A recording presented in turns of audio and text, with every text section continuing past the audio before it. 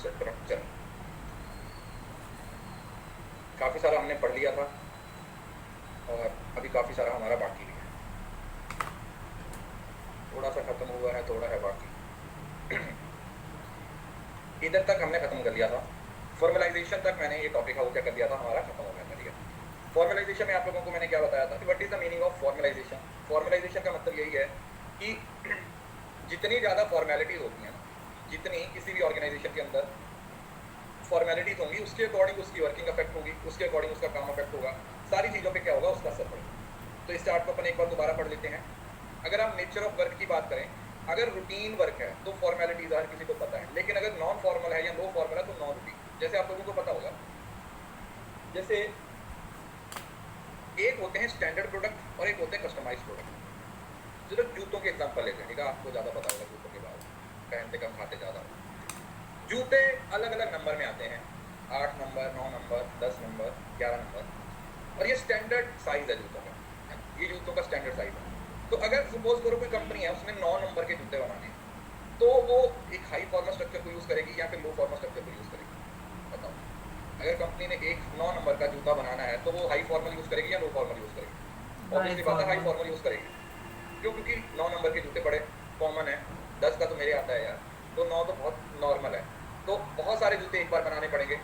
लेकिन वहीं पर अगर कोई बंदा बोलता है कि मेरे को तो कस्टमाइज करवाने हैं, ग्रेट खली जैसा बंदा चला गया, बोले मेरे को तो 18 नंबर का जूता बना, तो वहाँ पर लो फॉर्मल हो जाएगा, नॉन रूटीन हो जाएगा। क्लियर है? इस वजह से। दूसरा आता है नेचर ऑफ प्रोडक्ट, मास भी वही होगा कस्टमाइज। तो कस्टमाइज प्रोडक्ट बना रहे, क्या कर रहे हैं आप? कस्टमाइज प्रोडक्ट बना रहे। आउटपुट प्रोडक्टिबिलिटी, ज़्यादा आउटपुट चाहिए, 9 नंबर के 100 जूते चाहिए, 150 जूते चाहिए, इधर कम है, 2, 3, 4, 5 हो सकते हैं। कॉज इफेक्ट, कॉज और इफेक्ट इधर लो है, कोई कॉज और इफेक्ट का कनेक्शन ही नहीं है कि ये कर देंगे तो ऐसा हो जाएगा, क्या आप तो जूते बना रहे हो। मैनेजमेंट फिलॉसफी, यहाँ पर कंट्रोल और कमांड करोगे, यहाँ पर कॉन्सेंसस और कमिटमेंट। कॉन्सेंसस और कमिटमेंट का मतलब समझ रहे हो ना? जैसे कोई सॉफ्टवेयर डेवलप कंपनी होती है तो सॉफ्टवेयर डेवलप करते हैं, अगर मैं उनको बोलता हूँ कि मेरे को एक सॉफ्टवेयर बना के दो, तो वो उनकी कमिटमेंट है ना, वो सॉफ्टवेयर बना के देंगे और फिर उसके अकॉर्डिंग वो उनको पैसा दिया जाएगा, और ये उनकी कमिटमेंट है कि ठीक है सर, आपने ये बोला है कि इतने का आपको जो सॉफ्टवेयर है वो आपका चाहिए, वेबसाइट आपको चाहिए, तो उसके अकॉर्डिंग हम सॉफ्टवेयर आपको बना के देंगे, उसके अकॉर्डिंग आप लोगों को हम क्या करेंगे, आज की जो भी वेबसाइट वगैरह जो सॉफ्टवेयर है वो हम क्या करके देंगे, आपको बना के देंगे। तो ठीक है, बहुत बढ़िया। मैनेजमेंट, हाँ, यहाँ पर एमडीटी मतलब मैनेजमेंट बेटा। हायरार्किकल लेवल्स, ये मैंने बताया था, ये ऑपोजिट लिखा हुआ है, यहाँ पर हाई होगा और इधर क्या होगा, लो होगा। प्रोडक्शन डिपार्टमेंट में मेन फोकस होगा और यहाँ पर मार्केटिंग और सेल्स पे। ठीक है, अगर किसी को कुछ समझ नहीं आया तो बताओ, नहीं तो सारे बच्चे थम्स अप देंगे। कौन कौन है क्लास में? प्राज्ञा, उर्वशी, सुजा, मोमपाल, वैभव, अभिषेक, उर्वशी, कृतिका, साक्षी, श्वेता, निवेदिता, अंकित, कृष्णा, शिल्पा, रिद्धि, सरिता, इशिता, सिमरन, टीका, रूमा, मुर्तजा, जूजर, स्नेहा, वैष्णवी, दिशा, सुर्खी, काजल, निशा, मजहबी, कोमल, पूजा, विशाल, शावी, शिवांगी, रिंकू, सेजल, ज़ियारफ, हरकटे, सूफियानंद, सरोज, रिया, सना। कुछ लोग तो सिर्फ तभी शक्ल दिखाते हैं जब मैं नाम लेता हूँ, है ना? कुछ के तो पता नहीं हाथों में दर्द होता रहता है, या क्या हाथों में मेहंदी लगा रखी होती है।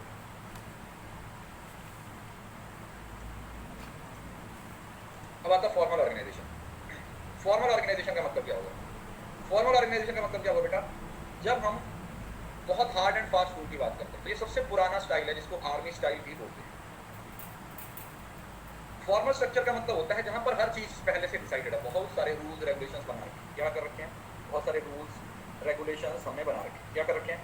हमने बहुत सारे रूल्स और रेगुलेशंस बना रखे हैं, और उन रूल्स रेगुलेशंस को फॉलो करना सबके लिए बहुत ज़्यादा जरूरी है। हर किसी के लिए उन रूल्स रेगुलेशंस को फॉलो करना क्या है बेटा? जरूरी है। That is formal organization. इसको हम क्या बोलते हैं? फॉर्मल। तो इसमें सब चीज़ें क्या होती हैं? एवरीथिंग इज प्रॉपर्ली प्लान, हर चीज प्रॉपर्ली प्लान है। It is based on the delegation of authority, authority की डेलीगेशन पे डिपेंड करता है। इट इज डेलिबरेटली इम्पर्सनल, और इम्पर्सनल होता है आपको कुछ ऑर्गेनाइजेशन के साथ पर्सनल लेवल पे भी लेना देना नहीं होता। सर आज मास्टर का रिजल्ट दिया है, गोल्ड मेडलिस्ट बनी है, चलो वाह, बहुत बढ़िया, कंग्रेचुलेशन, बहुत बधाई। हमें तो किसी ने कभी मिट्टी का नहीं दिया, अब सोने का जीत रहे, बहुत बढ़िया बेटा, बहुत बढ़िया। देन आता है डिवीजन ऑफ लेबर होता है प्रॉपर्ली। ऑर्गेनाइजेशन चार्ट है वो बना रखे होते हैं। यूनिटी ऑफ कमांड होती है वो मेंटेन करके रखी जाती है, और रिस्पॉन्सिबिलिटी और अकाउंटेबिलिटी होती है वो प्रॉपर्ली क्लियरली डिफाइंड होती है। क्या होती है? प्रॉपर्ली क्लियरली डिफाइंड होती है। हमारी हालत वैसी होती थी, 4-5 दिन पहले की बात है, न्यूज़ बड़ी वायरल हो रही थी, रेस हुई थी 100 मीटर की, कहाँ पर थी, कतर में थी या कहाँ पर थी, ईरान में थी, मुझे याद नहीं है। वहाँ पर सब प्लेयर्स थे और बीच में एक लड़की थी जो प्लेयर नहीं थी, लेकिन जो उस गेम्स को मैनेज कर रहे थे उसकी भतीजी थी। तो अब मैनेज कर रहे हैं तो बोला भतीजी को तू भी दौड़ेगी, वो भी दौड़ी और वर्ल्ड रिकॉर्ड बनाया उसने 100 मीटर की रेस को सबसे लेट खत्म करने।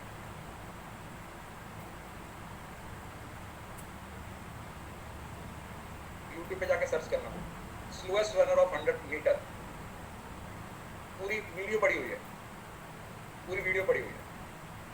हमारी हालत बहुत है।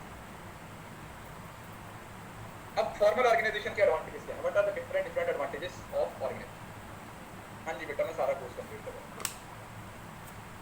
एडवांटेजेस ऑफ फॉर्मल ऑर्गेनाइजेशन, क्या क्या एडवांटेजेस है? पहला, the definite boundaries of each worker has clearly defined, हर किसी की जो बाउंड्रीज हैं वो क्लियरली डिफाइंड है। Overlapping of responsibility is easily avoided, कोई मतलब ओवरलैप नहीं हो रहा, हर किसी को पता है कि ये मेरा काम है, इसको मुझे करना है, ये मेरा काम है, इसको मुझे करना है, तो हम हर काम को क्या कर रहे हैं, स्टैंडर्डाइज तरीके से परफॉर्म कर रहे हैं, हर कोई अपने अपने काम को क्या कर रहा है, परफॉर्म कर रहा है। स्टैंडर्ड्स होते हैं परफॉर्मेंस के, वो भी मेंटेन करके रखे जाते हैं। दूसरा, a sense of security arise from classification of task, yes management में भी है बेटा, क्लासिफिकेशन ऑफ टास्क, कामों को प्रॉपर्ली डिफाइन किया जाता है, डिवाइड किया जाता है। फेवरेटिज्म है वो मोस्टली नहीं होता, वैसे ये पॉइंट इतना सही नहीं है, बहुत सारे लोग इसमें भी फेवरेटिज्म का इस्तेमाल करते हैं, लेकिन प्रैक्टिकली देखा जाए तो जो ब्यूरोक्रेसी की बात थी उसमें बोला जाता है कि ये फेवरेटिज्म को अलग करने की बात है, लेकिन ऐसा होता नहीं। It makes the organization less dependent on one man, और ये ऑर्गेनाइजेशन को एक बंदे पे कम डिपेंडेंट बनाता है कि ये एक ही बंदे पे आप लोगों को डिपेंड ना करें, एक ही बंदे पे आपको डिपेंड ना करें। डिसएडवांटेज क्या है? पहले तो बहुत है, किसी को इनिशिएटिव नहीं करने दिया जाता क्योंकि सुनी नहीं जाती इम्पर्सनल हो। दूसरा, sometimes authorities used to seek the convenience of employee without the considering the need of using the authority, authority का मिसयूज हो जाता है। Sentiments and values of employees, employees को एक मशीन की तरह कंसीडर किया जाता है, उनको इंसानों की तरह ट्रीट ही नहीं किया जाता। फॉर्मल ऑर्गेनाइजेशन में reduce the speed of informal communication, क्योंकि इसमें इनफॉर्मल कम्युनिकेशन आप अलाउ ही नहीं करते, इसमें इनफॉर्मल कम्युनिकेशन जैसा सिस्टम है वो अलाउ ही नहीं होता, राइट? इसमें इनफॉर्मल कम्युनिकेशन जैसा कुछ अलाउ ही नहीं होता, इस वजह से, और कोऑर्डिनेशन की भी प्रॉब्लम आई। तो जहाँ पर इसके बहुत सारे फायदे होते हैं वहीं पर इसके बहुत सारे नुकसान भी आप लोगों को देखने को मिलते हैं। जहाँ पर इसके बहुत सारे फायदे आपको देखने को मिलते हैं वहीं पर आप लोगों को इसके बहुत सारे डिसएडवांटेजेस भी देखने को मिलते हैं। ठीक है जी, you may find some disadvantages of it as well, इसके बहुत सारे डिसएडवांटेजेस भी हमें देखने को मिलते हैं। अब इसकी टाइप्स हैं, अब ये इस तरीके से फॉर्मल स्ट्रक्चर बनता है, समझ रहे हो ना? ऊपर प्रेसिडेंट है, फिर वाइस प्रेसिडेंट है, उसके बाद सेल्स मैनेजर है, उसके बाद सेल्स वर्कर्स हैं, उसके बाद लेबर, समझ रहे हो ना? ये एक सिस्टम है जो आप लोगों को ऑर्गेनाइजेशनल चार्ट में भी पढ़ा है, याद है? ऑर्गेनाइजेशनल चार्ट में पढ़ा था, ऑर्गेनाइजेशनल चार्ट, तो ये उसी के बारे में बात है। अब इसकी ना 3 कैटेगरीज बन जाती हैं, एक होती है नॉर्मेटिव, एक होती है कोर्सिव और एक होती है यूटिलिटेरियन। ये में भी आप लोगों ने पहली बार पढ़ा होगा। नॉर्मेटिव का मतलब क्या होता है? जब ऑर्गेनाइजेशन के अंदर आप ज्वाइन करते हो, क्योंकि उस ऑर्गेनाइजेशन का एक गोल, आपका गोल होता है, उससे आपको ना एक इंटरनल सेटिस्फेक्शन मिलती है, समझ रहे हो? नॉर्मेटिव का मतलब होता है इंटेलेक्चुअल, उससे आपको पैसे का कोई फायदा हो या ना हो। जैसे कि आप चैरिटी ग्रुप ज्वाइन कर लेते हो, जैसे कोई एनजीओ का पार्ट बन जाते हो, या सुनो, किसी एनजीओ को ज्वाइन कर लिया तो एक सेटिस्फेक्शन, आपको एक नाम मिलता है, आपको एक शोहरत मिलती है, उस तरीके के इंस्टीट्यूशंस को हम क्या बोल देते हैं? That is normative. ये किसने दिया है? मिकाइल एट्जियोनी, जापानीज नाम। दूसरा होता है कोर्सिव, कोर्सिव का मतलब होता है जबरदस्ती, जहां पर आपको जबरदस्ती रखा जाता है, जैसे जेल हो गया, फोर्सफुली आप लोगों को जेल में, बूट कैंप्स वगैरह में रखा जाता है, क्योंकि आपने कुछ ऐसा किया तो आपको जबरदस्ती वहां पर रखा जाता है, स्कूल कॉलेजेस कैंपस पे। और दूसरा यूटिलिटेरियनिज्म होता है, ये वो होता है जहां पर आपको कुछ पैसे का, कुछ मटेरियल रिवॉर्ड मिलता है। क्या मिल रहा है? मटेरियल रिवॉर्ड मिल रहा है। दैट मींस नॉर्मेटिव में आप लोगों को इंटेलेक्चुअल रिवॉर्ड मिल रहा है, कोर्सिव में आपको करना ही पड़ेगा क्योंकि वो जबरदस्ती आपसे वही काम करवा रहे हैं जो आपको करना है। और यूटिलिटेरियन का मतलब होता है जहां पर आपको कोई मटेरियल और रिवॉर्ड है वो दिया जाता है, क्या करने के लिए? उस पर्टिकुलर काम को करने के लिए। You are given some sort of material reward, आपको किसी तरीके का कोई मटेरियल रिवॉर्ड है वो दिया जाता है। आप इसको यहाँ पर भी देख सकते हैं। नॉर्मेटिव में जो बेनिफिट हो रहा है वो क्या हो रहा है? वो इंटेंजिबल हो रहा है, वॉलंटरी बेसिस आप आ रहे हो। और शेयर्ड अफिनिटी, अफिनिटी का मतलब आप लोगों के साथ मिलजुल के काम करना पसंद करते हो, समझ रहे? अफिनिटी का मतलब प्रेम प्यार, प्रेम प्यार की भावना से आप क्या करते हो? लोगों के साथ काम करते हो। इंटेंजिबल मतलब जो नजर नहीं आ रहे हैं ना, मतलब उससे आपको एक अंदरूनी संतुष्टि मिल रही है, उस संतुष्टि को आप कैसे बताओ? समझ रहे हो? यस और आपकी क्रश ने आपको आई लव यू बोल दिया, अब वो कितनी खुशी है उसको कैसे बताओ? कौन सा तरीका? कितने खुश हो? 2.5 किलो खुश हो, 5 किलो खुश हो? नहीं दिखा सकते ना। तो एक सेटिस्फेक्शन है, वो एक लेवल है सेटिस्फेक्शन का, यार एक अलग ही लेवल पे आप पहुंचो। कोर्सिव में कोरेक्टिव बिहेवियर बेनिफिट होता है, मतलब आपके बिहेवियर को सही करने की कोशिश की जाती है। आप कुछ गलत, जैसे कुछ चोरी करके आप चले जाते हो कहीं पे, तो उसके बाद होता है। यहाँ पर आपकी मेंबरशिप रिक्वायर्ड होती है क्योंकि आपको जबरदस्ती उसके अंदर रखा जाता है, जबरदस्ती आपको उस ऑर्गेनाइजेशन का पार्ट। और आप उस वहाँ पर अफिनिटी मतलब आपकी कोई प्रेम संबंध नहीं है वहाँ पर। जेल में आप क्या ही प्रेम संबंध रखते हो? जेल में आप क्या ही प्रेम संबंध रखते हो? जेल में तो कोई हो ही नहीं सकता, जेल में क्या रखोगे। लेकिन ये में भी आप लोगों ने सुना होगा, एक ना एग्जैक्टली नहीं मुझे पता, चोरी करना नहीं है बेटा, चोरी करने की सजा के लिए जेल में रखा जाता है, दैट इज करेक्टिव बिहेवियर। लेकिन उसको स्टॉकहोम सिंड्रोम बोलते हैं, जहां पर लोग अपने किडनैपर के साथ एक बॉन्डिंग फील करना शुरू कर जाते हैं, मुजरिम से प्यार हो जाना है कुछ ऐसे जिसने किया। ये ना बहुत अच्छे से वो मनी हाइस्ट वेब सीरीज है उसमें दिखाया हुआ, तो ऐसा नॉर्मली हो जाता है दुनिया में, तो बच के रहो इन सब चीज़ों से। ठीक है जी, कोई आपकी अफिनिटी नहीं होती है क्योंकि आप उसमें कुछ फोकस नहीं करना चाहते हो, आप उस वहां से तो बाहर निकलना चाहते हो, आप बाहर निकलना चाहते हो। और यूटिलिटेरियन में यहाँ पर बेनिफिट हो रहा है टेंजिबल बेसिस पे, आप कुछ प्रॉफिट के लिए काम कर रहे हो, इस वजह से आप कॉन्ट्रैक्चुअल बेसिस पे काम करते हो।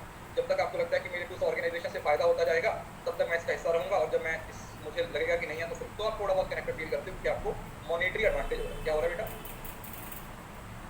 आपको मॉनेटरी एडवांटेज हो रहा है,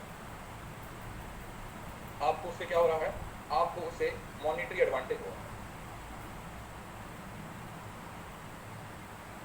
पैसे का एडवांटेज हो रहा है।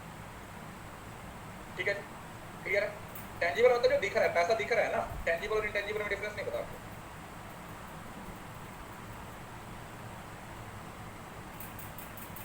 अफिनिटी का मतलब कनेक्टेड फील करना, यूटिलिटी का मतलब, अरे यार यूटिलिटी एनालिसिस पूरा तो टॉपिक पढ़ के आया। यूटिलिटी का मतलब क्या हुआ? जहां पर आप want satisfying power of a thing, जिससे कुछ सेटिस्फेक्शन मिल रही है, समझ रहे ना, जैसे चाय पानी से आप एक सेटिस्फेक्शन मिलती है, ये वही चीज। क्लियर? ये उससे रिलेटेड है। देन ये हमारे पास कुछ ऑर्गेनाइजेशनल स्ट्रक्चर, जो फॉर्मल ऑर्गेनाइजेशन स्ट्रक्चर है उसकी टाइप्स है, जिसमें लाइन ऑर्गेनाइजेशन है, फंक्शनल ऑर्गेनाइजेशन है, लाइन एंड स्टाफ ऑर्गेनाइजेशन है, प्रोजेक्ट मैनेजमेंट ऑर्गेनाइजेशन है और मैट्रिक्स ऑर्गेनाइजेशन। ये हमारे पास टोटल 1 2 3 4 5 ऑर्गेनाइजेशनल स्ट्रक्चर। इसमें से सब पढ़े हुए हैं आप लोगों ने, ऐसा नहीं है कि इसमें कुछ नया है, लेकिन आपने ये सब पढ़ रखे हैं। तो एक बार हम इन चीज़ों को समझने की कोशिश करते हैं कि ये कैसे काम करते हैं। सबसे पहले हमारे पास आता है लाइन स्ट्रक्चर, मतलब एक लाइन मार रखी है ऊपर से नीचे तक। लाइन कैसे मारी? ऐसे ऊपर से नीचे, एकदम से सीधी लाइन, समझ आया? ऐसे लाइन मारी जाती। This is the simplest and earliest form of organization. पुराने समय से इस, और जब ओरिजिन हुआ ऑर्गेनाइजेशन का, तो ये सबसे ज्यादा इस्तेमाल किया जाने वाला स्ट्रक्चर था। So it is military, traditional, scholar और हायरार्किकल फॉर्म ऑफ ऑर्गेनाइजेशन, पुराना सबसे है। और वर्टिकली ऊपर से नीचे तक क्या होता है? टॉप डाउन एक हायरार्की चल रही है, सबसे ऊपर है जिसके पास सबसे ज्यादा पावर है, जो उसके नीचे उसके पास उससे कम है, जो उसके नीचे उससे कम है, जो सबसे नीचे उसके पास सबसे कम पावर होती है। The quantum of authority is highest at the top and reduce in each successive level down the hierarchy. कि जो जितना ऊपर है उसके पास उतनी ज्यादा पावर है, और जैसे जैसे आप नीचे आते जा रहे हो उसको पावर है क्या होती जा रही है? उतनी कम होती जा रही है। अ direct relationship of authority and responsibility proper बना दिया जाता है। एक डायरेक्ट रिलेशनशिप है अथॉरिटी और रिस्पॉन्सिबिलिटी का, क्या कर दिया जाता है? बना दिया। ठीक है? सो लाइन ऑर्गेनाइजेशन के अंदर कुछ चीजें हैं जो फॉलो करनी जरूरी है। कैसे? Command should be given to subordinate through the immediate superior.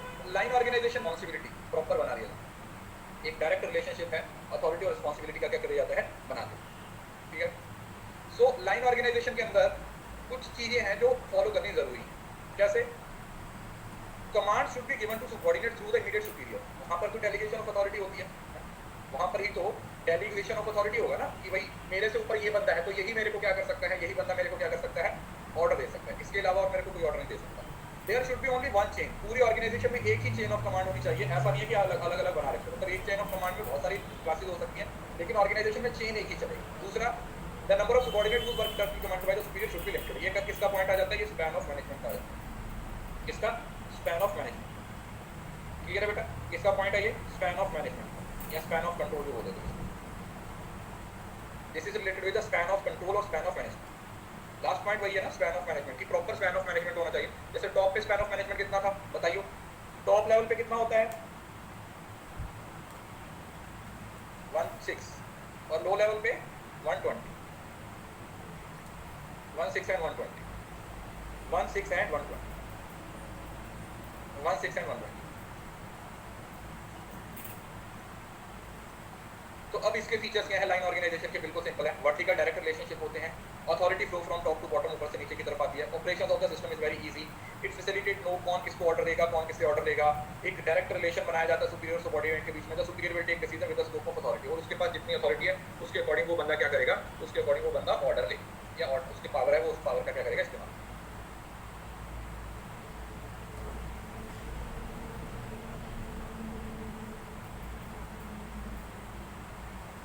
समझ आ गया?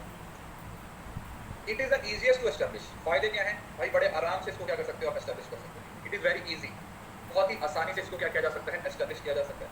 It fixes responsibility to perform the, सब चीजों को डिफाइन किया गया है कि इसका ये बंदा ये काम करेगा, ये करेगा, क्लियर कट आइडेंटिफिकेशन होती है, सब अवेयर होते हैं, इकोनॉमिकल और इफेक्टिव होता है, स्कॉलर चेन होता है, डिसिप्लिन होता है, सबऑर्डिनेट को सब कुछ पता होता है, आसानी से डिसीजन मेकिंग हो जाती है क्योंकि हर लेवल की अथॉरिटी होती है, और एक्टिविटीज होती है एक डिपार्टमेंट की, there can be effective coordination. तो सब चीजें मतलब समझ रहे हो ना, जैसे जितने भी ये जो गवर्नमेंट ऑर्गेनाइजेशन है ना वो इसका पार्ट होता है, समझ, जितने भी गवर्नमेंट ऑर्गेनाइजेशन है वो सब इसका पार्ट होते हैं, सब चीजें वो उस तरीके से क्या करते हैं, काम करते हैं, किसके अकॉर्डिंग, गवर्नमेंट ऑर्गेनाइजेशन के अकॉर्डिंग, हमें पता होता है कौन सा काम किस तरीके से करें, सब चीजें क्लियरली डिफाइंड होती हैं, everything is clearly defined. Decision level देखो, जो टॉप डिसीजन है वो हमेशा वो तो डिफिकल्टी मतलब वो तो टाइम लेंगे ही, लेकिन एक लेवल से दूसरे लेवल के डिसीजन इजी होते हैं क्योंकि हर बंदे के पास एक अथॉरिटी होती है। ओवरऑल डिसीजन की बात नहीं होगी, ठीक है, ओवरऑल डिसीजन की बात नहीं होगी।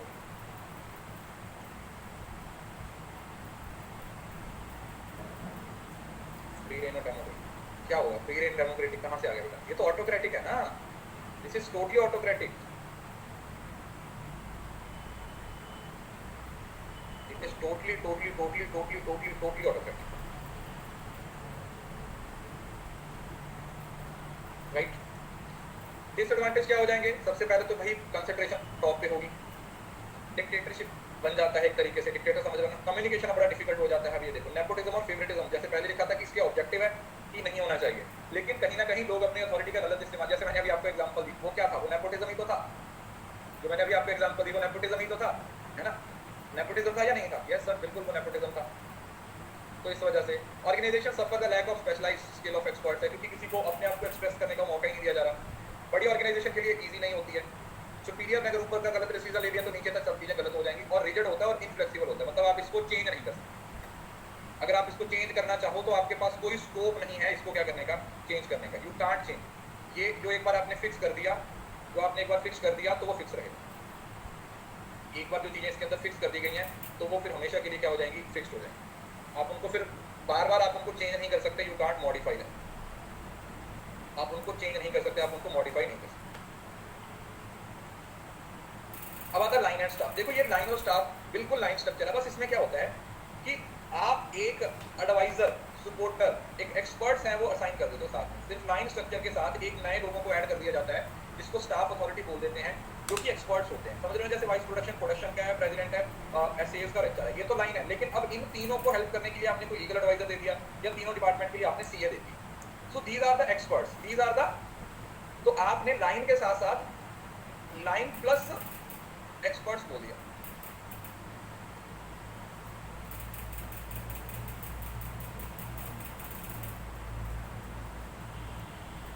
लाइन प्लस एक्सपर्ट्स, तो ये जो एक्सपर्ट्स हैं वो स्टाफ है, पहली चीज है। तो इसका बेसिक डिफरेंस एक ही है जो पेपर में सवाल पूछा जाता है। जो स्टाफ वाले हैं ना वो आपको सजेशंस देंगे, ध्यान से सुनो, ठीक है, वो आपको सजेशन देने के लिए है। उनके सजेशंस को लेना आपकी इच्छा है, ना लेना भी आपकी इच्छा है। अगर आपने सजेशन लिया और कल आपको कुछ फटता है आप पे, तो रिस्पॉन्सिबल कौन होगा? तुम होगे, क्योंकि अल्टीमेट अथॉरिटी तुम्हारी है।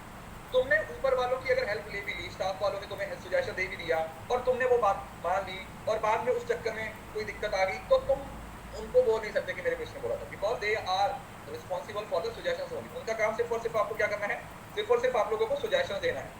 उस सजेशंस को मानो ना मानो, और अगर मान भी लिया तो भी अल्टीमेट आंसरेबिलिटी, अकाउंटेबिलिटी आपकी ही रहेगी, अकाउंटेबिलिटी आपकी ही रहेगी। तो ये देखो, जैसे इकोनॉमिक्स दे देते हो, लीगल एडवाइजर दे रहे, ठीक है, इन तीनों को, तो डिसीजन को लेना आपकी वॉलंटरी रिस्पॉन्सिबिलिटी, मतलब आप वॉलंटरी हो, मतलब आप उस पर जो भी वो बोल रहे हैं उसको आप मान रहे हो या नहीं मान रहे हो, वो टोटली अप टू यू है। अगर मानना है तो भी आपकी इच्छा है, और अगर नहीं मानना है तो भी आपकी इच्छा है, लेकिन आप उस चीज़ के लिए आपको फोर्स नहीं किया जा सकता है, और ना ही आप बाद में फिर उनको बोल सकते हो कि आपने ये बोला। ना ही बाद में आप बोल सकते हो कि आपने ये बोला। मैं समझाता हूँ कैसे। ये एक प्रोडक्शन मैनेजर है, ठीक है, क्लियर। अब प्रोडक्शन को लेकर सारी जिम्मेवारी इसकी है या नहीं, ये प्रोडक्शन को लेकर रिस्पॉन्सिबल है या नहीं। अब सपोज करो इसको एक हेल्प करने के लिए स्टाफ का बंदा दे दिया, कौन, सीए दे दिया, ठीक है, क्या है, सीए असाइन कर दिया। तो सीए क्या है यहाँ पर, सीए एक एक्सपर्ट है अपनी फील्ड में, सीए क्या है, एक्सपर्ट है, स्टाफ है। अब इस बंदे को कोई जरूरत महसूस होती है, इसको कुछ समझ नहीं आया पैसे से रिलेटेड, तो ये किसके पास जाता है, ये जाता है सीए के पास कि मेरे को ये चीज समझ नहीं आ रही। और सीए ने इसको क्या दिया, सजेशन दिया कि तू ऐसे कर। और इस बंदे ने सीए की बात को क्या कर दिया, हाँ कर दिया। क्या कर दिया, हाँ कर दिया। जिसके चक्कर में पूरी प्रोडक्शन में सपोज करो 5 लाख रुपए का लॉस हो गया, उसकी सजेशन मान लेने को। तो अब इस 5 लाख के लिए कौन रिस्पॉन्सिबल होगा, सीए या फिर production manager, production manager, because they are only for suggestion. वो सिर्फ और सिर्फ सजेशंस के लिए हैं, उस सजेशंस को मानना ना मानना वो आपकी रिस्पॉन्सिबिलिटी। Production manager.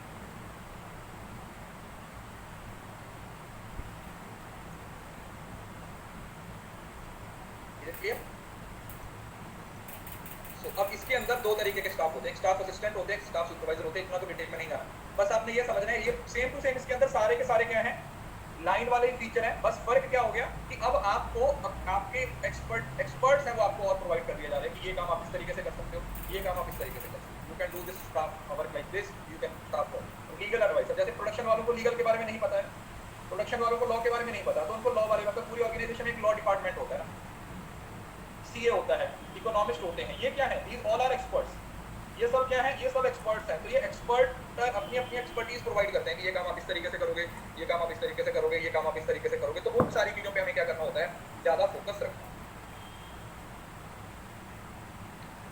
ठीक है, बढ़िया। अब एडवांटेज क्या है, देखो एडवांटेज वही है कि पहले तो लाइन वालों का वही सजेशन मिल रही है, किसकी, एक्सपर्ट है, वो उनकी नॉलेज का क्या करते हैं, स्टाफ वाले फायदा ले सकते हैं। तो हर तरीके की मैनेजरियल एक्टिविटी को, और मतलब देखो लाइन के साथ सही काम चल रहा था, अब एक्सपर्ट्स को देने की जरूरत है। मतलब ऑब्जेक्टिव ये हुआ कि लाइन वालों को ऐड करने का मतलब है कि और इंप्रूव करना,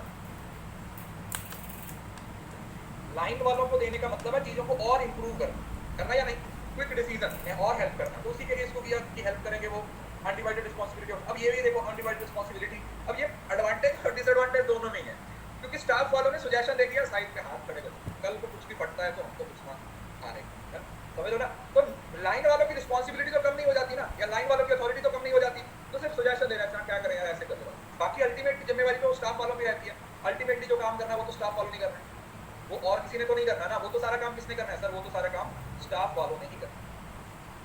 all the task will be done by the staff.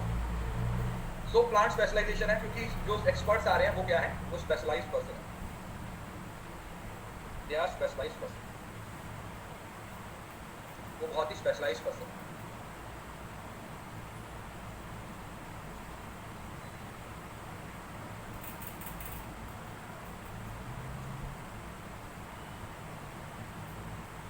लेकिन वहीं पर डीमेरिट्स भी बहुत सारे हो जाते हैं। काम तो लाइन वाले ही करेंगे, काम करना तो लाइन वालों की जिम्मेवारी है।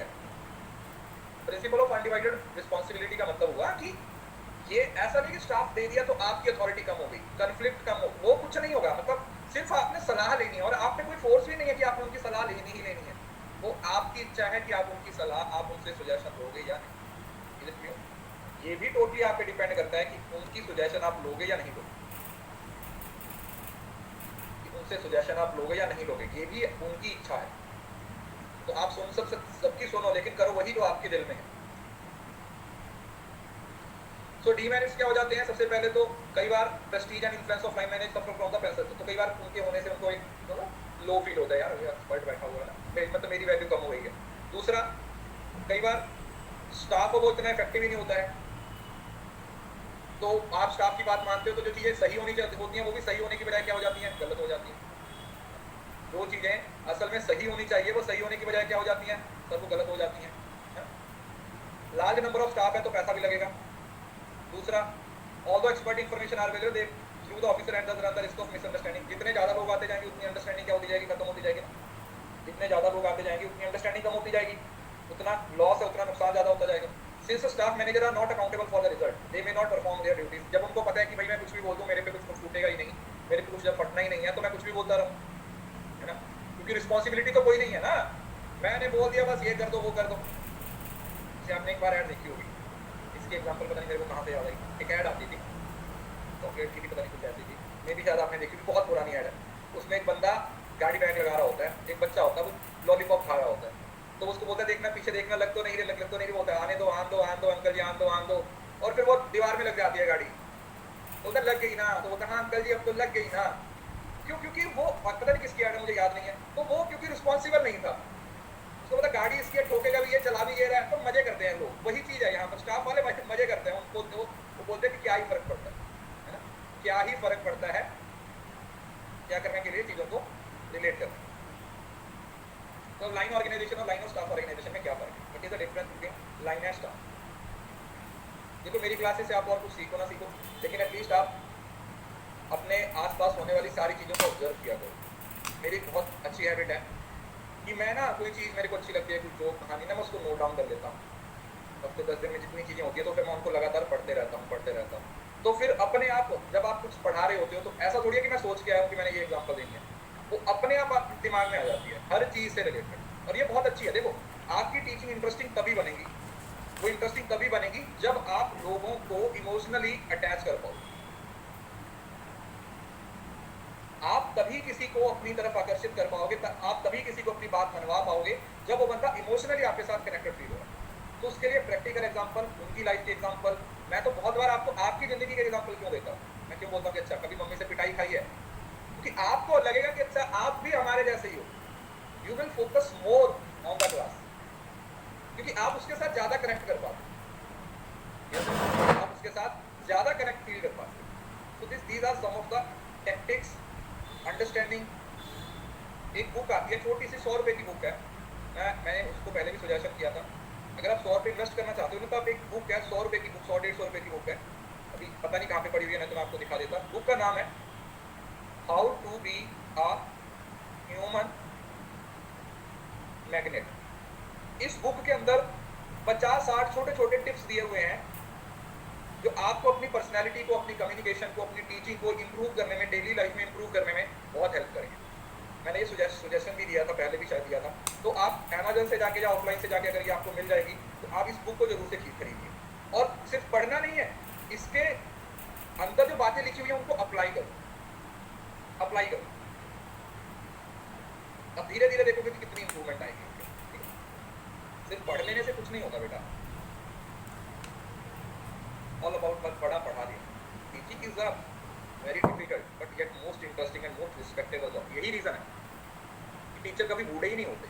देखा होगा आपने, ऐड देख रहा था, एक फिजिक्स पढ़ाती है मैडम, 85 साल की लेडी है, अभी तक वो स्ट्रेचर पे, मतलब वो क्या बोलते हैं उसको, वो पौड़ी सी लगा के, मतलब उससे चला नहीं जाता, अभी भी वो बच्चों को लेक्चर देने के लिए जाती है, और वहां पर वो व्हील चेयर के बिना पढ़ा रही होती है। क्या कनेक्ट फील करते हो? जिस काम में आपको मजा आता है ना, जब आप वो काम करते हो तो आपको, मैं आपको इसकी एक लाइव एग्जांपल बताता हूँ। मुझे पर्सन का नाम याद नहीं है। एक पर्सन था, वो लंगड़ा के चलता था, समझ रहे हो ना, जैसे कुछ लोगों को लेग्स में प्रॉब्लम होती है, तो उसको एक पैर में थोड़ी प्रॉब्लम थी, तो जब वो चलता था एकदम से पता चलता है कि इसको प्रॉब्लम है ना। जैसे आपने देखा होगा अगर किसी को प्रॉब्लम है तो वो थोड़ा एक साइड को झुक के चलेगा, क्योंकि वो उसकी जो टांग है, वो जो उसकी लात है, वो सही से काम नहीं करती, तो हमें पता चल जाता है कि इसको ये दिक्कत है। लेकिन वो स्टेज कलाकार था, समझ रहे हो ना, जो ड्रामा करते हैं। जब वो ड्रामा करता था वो एकदम सही चलता था, नॉर्मल लाइफ में वो लगड़ा के चलता था। तो किसी बंदे ने ये ऑब्जर्व किया, तो उससे पूछा कि यार जब तू ड्रामा करता है तब तेरा लगड़ापन कहाँ पे चला जाता है, और पर्सनल लाइफ में तू लगड़ा के चलता है? बोला जब मैं स्टेज पे होता हूँ ना तो मुझे कुछ याद नहीं रहता, मेरे अंदर इतनी एनर्जी आ जाती है, मैं अपने आप को इतना लाइवली फील करता हूँ कि मुझे याद ही नहीं रहता कि मेरी एक टांग है वो खराब है, तो वहां पर मैं इतने अच्छे तरीके से परफॉर्म करूँ। समझ रहे हो ना, ये चीजें तभी आती है बेटा जब आपके अंदर उस चीज को लेकर पैशन होता है। मैंने बताया ना, आप जिंदगी में किसी भी चीज में सक्सेसफुल होना चाहते हो ना, अगर आप में उस चीज का पैशन नहीं है ना तो आप सक्सेसफुल नहीं हो पाओगे। पैशन होना बहुत जरूरी है, अपने अंदर उस पैशन को लेके। हाँ जी बेटा, मेरी प्रोफाइल में मिल जाएगा आपको, मेरी प्रोफाइल में जाइए, मिल जाएगा। देखो लाइन का मतलब एक सिंपल स्ट्रक्चर है जिसमें आप सिर्फ कमांड दे रहे हो, सिर्फ आप क्या कर रहे हो, कमांड दे रहे हो।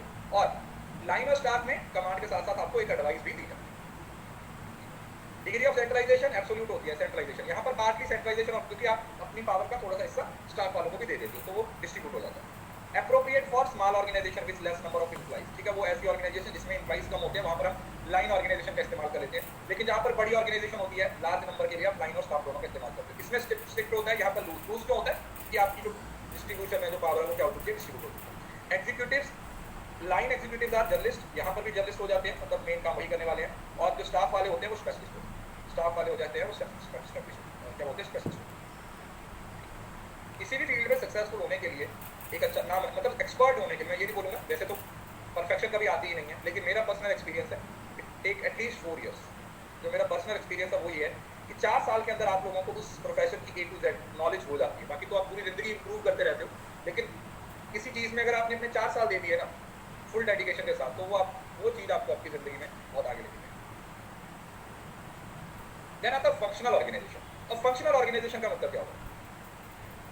जी अंतरा, अच्छे बेटे अच्छा। फंक्शनल ऑर्गेनाइजेशन का मतलब क्या होता है? फंक्शंस के अकॉर्डिंग हम डिवाइड कर देते हैं। ऑर्गेनाइजेशन में कितने तरीके के फंक्शंस होते हैं, अभी ये हम फंक्शनल डिपार्टमेंटेशन पढ़ा था आप लोगों ने, तो जिस तरीके का फंक्शन आप उस तरीके की ऑर्गेनाइजेशन बना दो। जैसे परचेज का सारा रिस्पॉन्सिबिलिटी किसको दे दी? परचेज डिपार्टमेंट को दे। सेल की सारी रिस्पॉन्सिबिलिटी सेल्स को दे, तो आप ग्रुपिंग कर देते हो फंक्शंस की। It refers to structure that is formed by grouping all the work into major functional department. सारे कामों को ग्रुप बना देते हो और जो एक जैसे होते हैं उसको एक पर्टिकुलर डिपार्टमेंट के अंदर, एक पर्टिकुलर फंक्शनल डिपार्टमेंट के अंदर ले लो। At the higher level, the functional organization refers to the structure that is formed by grouping of all the work into major functional areas related and similar work is done in department one। जैसे देखा जाए तो sales का, advertising का, ये सारी चीजें कहाँ पर आएंगी? ये सेल्स डिपार्टमेंट के अंदर कवर होगी। 10 साल इतना तो हमें भी नहीं है, हमें तो कम है, लेकिन एक दिन हो जाएगा 10 साल में। For example, the purchaser is responsible for all purchase of the company. अब परचेज डिपार्टमेंट बना दिया, तो परचेज एक फंक्शन है, परचेज क्या है? एक फंक्शन है। तो एक बंदा जो परचेज डिपार्टमेंट का हेड है वो पूरी ऑर्गेनाइजेशन के लिए क्या करेगा? परचेज का काम करेगा। क्लियर है? तो इस वजह से द स्कोप है वो लिमिटेड होता है, बट अथॉरिटी है वो अनलिमिटेड हो जाती है। काम तो सिर्फ परचेज ही करना है, लेकिन अथॉरिटी ऐसा है कि पूरी ऑर्गेनाइजेशन के लिए परचेज कर। परचेज काम तो छोटा है ना, लेकिन कितनी परचेज करनी है ये बहुत बड़ा है, कितनी परचेज करनी है ये बहुत बड़ा है ना, इस वजह से। तो ये देखो, अब सेल्स और मार्केटिंग के अंदर सारे वो डिपार्टमेंट आ गए, सेल्स फोर्स है, e commerce, direct sale, customer services. Production वाला वो प्रोडक्शन मैन्युफैक्चर भी करेंगे, रॉ मटेरियल या प्रोडक्ट को असेंबल करना, क्वालिटी कंट्रोल। दूसरा ह्यूमन सोर्स के अंदर आ जाएगा, जैसे पर्सनल डिपार्टमेंट, फाइनेंस के अंदर management, accounting, financial accounting, research and development, समझ रहे ना? तो ये क्या है? All these are the departments as per the functions. कैसे वो बन रहे हैं? ये फंक्शंस के अकॉर्डिंग बन रहे हैं। कैसे बना रहे हो आप इनको? आप इनको फंक्शंस के अकॉर्डिंग बना रहे हो, फंक्शंस के अकॉर्डिंग बना रहे हो, डिपार्टमेंट्स एज पर नीड्स।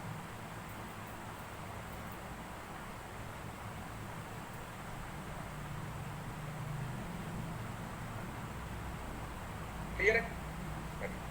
अब फंक्शनल डिपार्टमेंट में वही हुआ, रिसोर्सेज है वो फंक्शंस के अकॉर्डिंग डिवाइड कर दिए जाते हैं, हर किसी का रोल सुपरवाइजर दिया जाता है, और सारे फंक्शंस का जो अकाउंटेबिलिटी होती है वो एक बंदे के सर पे ही होती है। Resources from within the functions play the important functional organization opportunity for specialization. क्योंकि फंक्शंस है तो एक ही डिपार्टमेंट के अंदर वो काम किया जा रहा है, तो फिर वो क्या हो जाता है? वो सारे का सारा काम उसी के द्वारा किया जाता है। तो ये सिंपल फंक्शनल डिपार्टमेंट की क्लास।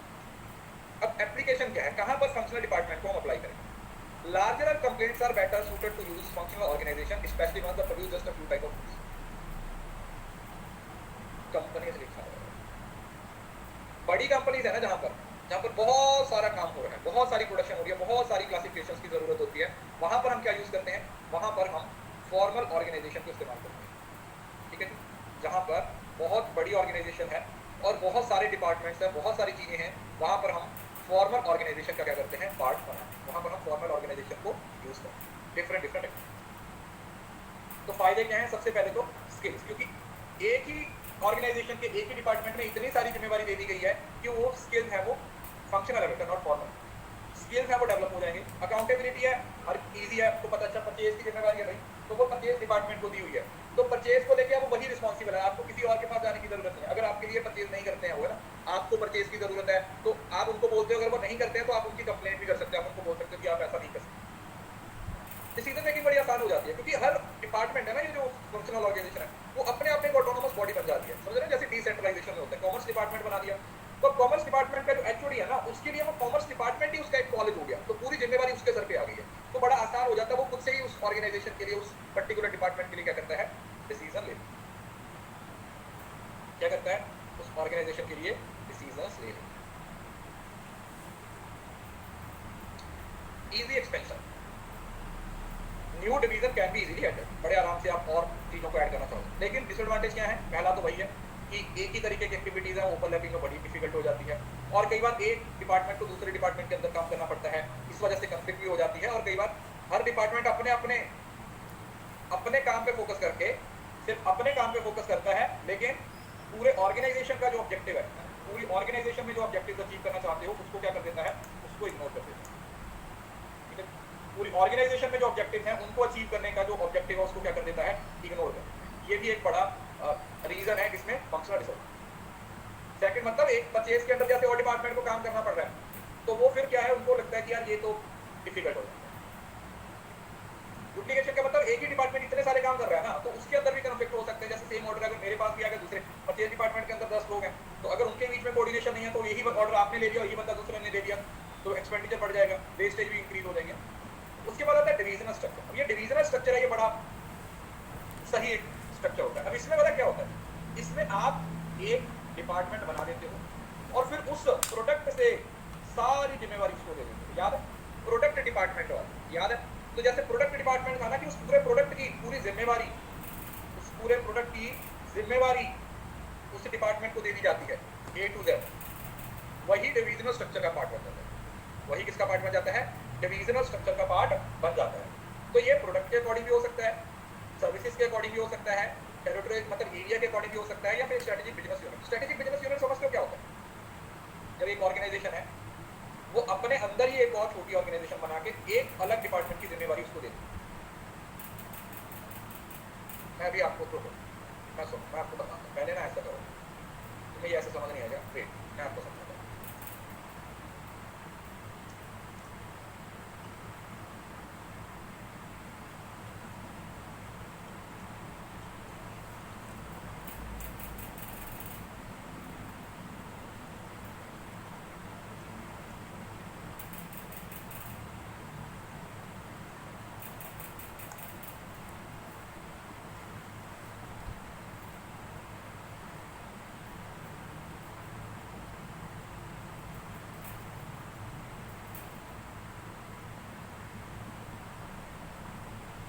ये चार्ट देखो, फंक्शनल और डिविजनल का समझ आ जाएगा। ये वाला चार्ट ध्यान से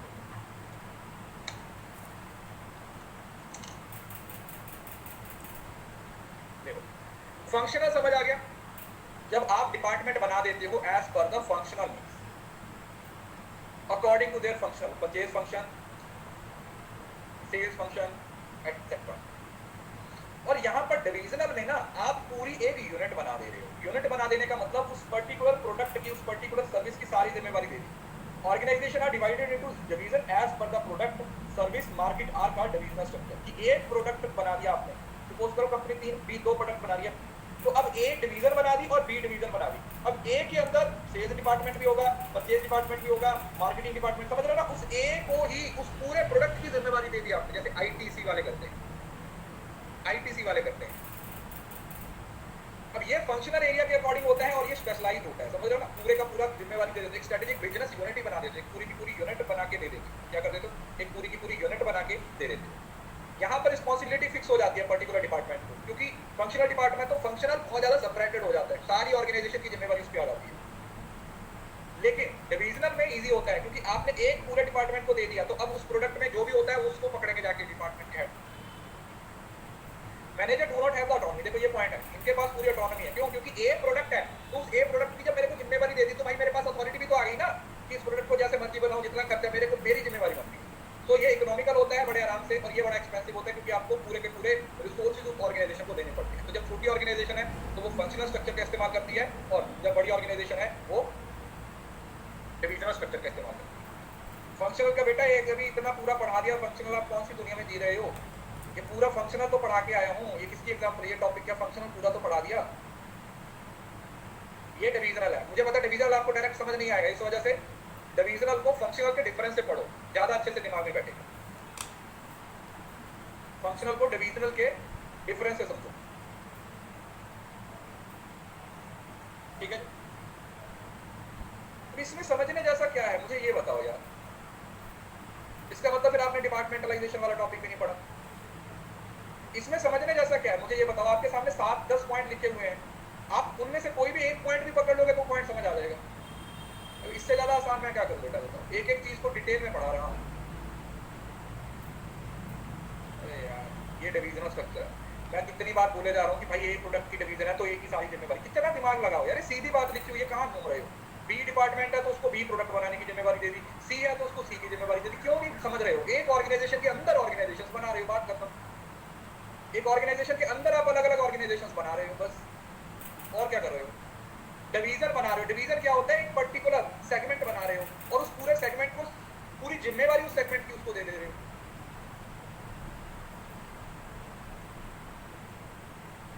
ठीक है। उसके बाद आता है प्रोजेक्ट ऑर्गेनाइजेशन। अब प्रोजेक्ट ऑर्गेनाइजेशन एक टेम्परेरी ऑर्गेनाइजेशन होता है जब स्मॉल नंबर के लार्ज प्रोजेक्ट्स होते हैं। ये वाली लाइन अंडरलाइन कर लो। प्रोजेक्ट का मतलब क्या होता है? बड़े बड़े प्रोजेक्ट्स बनाने के लिए स्पेसिफिकली एक टेम्परेरी प्रोजेक्ट ऑर्गेनाइजेशन बनाया जाता है, जहां पर अलग अलग डिपार्टमेंट से लोगों को बुलाया जाता है उस प्रोजेक्ट को खत्म करने के लिए। जैसे ही वो प्रोजेक्ट कंप्लीट होता है तो हर बंदा अपने अपने डिपार्टमेंट में वापस चला जाता है। ठीक है। जैसे ही वो डिपार्टमेंट का काम खत्म हो जाता है, जैसे फॉर ये देखो ना, टेम्परेरी ऑर्गेनाइजेशन होता है। जैसे फॉर एग्जांपल आपको जिम्मेवारी दे दी कि सॉफ्टवेयर डेवलप करना, तो आपने आईटी वाले बंदे को बुला लिया, आपने फाइनेंस वाले बंदे को बुला लिया, आपने हार्डवेयर वाले बंदे को बुला लिया, तो तीनों को बुलाया, तीनों ने मिलकर प्रोजेक्ट बनाया, सॉफ्टवेयर बना दिया। जैसे ही सॉफ्टवेयर बना दिया, सॉफ्टवेयर वाला काम खत्म हो गया, तो ये जो आईसीटी वाला बंदा वो अपने डिपार्टमेंट में चला जाएगा, रिसर्च वाला अपने में चला जाएगा, फाइनेंस वाला अपने में चला जाएगा। समझ रहे हो ना? तो एक पर्टिकुलर प्रोजेक्ट बनाने के लिए हम क्या करते हैं? हम ऑर्गेनाइजेशन में एक टेम्परेरी ऑर्गेनाइजेशन इस्तेमाल करते हैं। जैसे ही वो प्रोजेक्ट खत्म हो जाता है, वो ऑर्गेनाइजेशन भी खत्म हो जाता है। ठीक है। जैसे ही वो प्रोजेक्ट खत्म हो जाता है, वैसे ही वो ऑर्गेनाइजेशन भी खत्म हो जाता है। राइट। तो ये ऐसा होता है कि एक वन टाइम प्रोजेक्ट के लिए आप एक ऑर्गेनाइजेशन को बनाते हो, जिसमें अनफेमिलियर चैलेंज होता है। लार्ज, देखो प्रोजेक्ट बड़ा प्रोजेक्ट होता है, स्मॉल नंबर होता है, क्योंकि ये मैं इस वजह से बता रहा हूँ क्योंकि मैट्रिक्स में इसके ऑपोजिट होता है। Large project of small number. छोटे एक दो प्रोजेक्ट के लिए होता है, लेकिन बड़े बड़े प्रोजेक्ट होते हैं। और जैसे ही आप उस प्रोजेक्ट को कंप्लीट करते हो तो वो, मतलब समझ रहे हो ना, वो ऑर्गेनाइजेशन के लिए बहुत जरूरी होता है। यस और नो? ऑर्गेनाइजेशन की तरक्की के लिए, ऑर्गेनाइजेशन की ग्रोथ के लिए उस प्रोजेक्ट को कंप्लीट करना क्या होता है? क्रिटिकल होता है। ऑर्गेनाइजेशन की तरक्की के लिए वो प्रोजेक्ट को कंप्लीट करना जरूरी होता है। एक पर्टिकुलर लिमिट, एक पर्टिकुलर टाइम के अंदर रहते हुए आपको उस प्रोजेक्ट को क्या करना होता है? एंड करना होता है।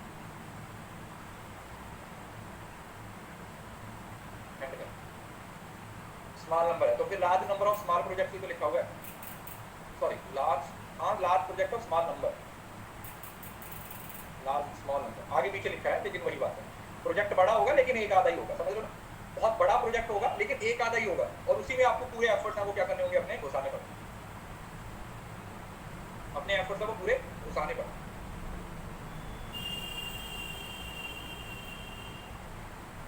समझ आ गया? ये प्रोजेक्ट है इसकी। जैसे सॉफ्टवेयर डेवलपमेंट, एक क्लाइंट के लिए अगर आप सॉफ्टवेयर डेवलप कर रहे हो तो वो क्या है? That is a project. कोई ऐप बनाना, दैट इज अ प्रोजेक्ट। किसी को इस बात में कोई दिक्कत, किसी को इस बात में कोई तकलीफ, किसी को कुछ समझ नहीं आया तो आप मुझसे पूछ सकते। एक पर्टिकुलर टाइम लिमिट दी जाती है आपको, उस पर्टिकुलर टाइम लिमिट के अंदर आपने उस प्रोजेक्ट को क्या करना होता है? खत्म करना। एक प्रेशर होता है, नहीं इतना ही टाइम है, इस टाइम के दौरान हमें इस प्रोजेक्ट को क्या करना है? एंड करना।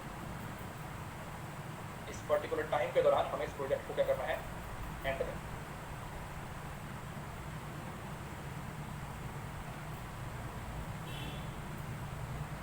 क्लियर? 1 मिनट का ब्रेक ले लो, चुटकू सा, फिर शुरू करते हैं।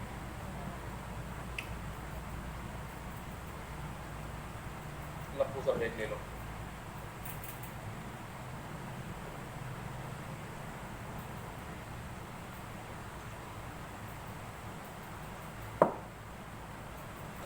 अगस्त 3 जुलाई को हमने पढ़ना शुरू किया। अगस्त आ गया, ऐसे हो रहा है।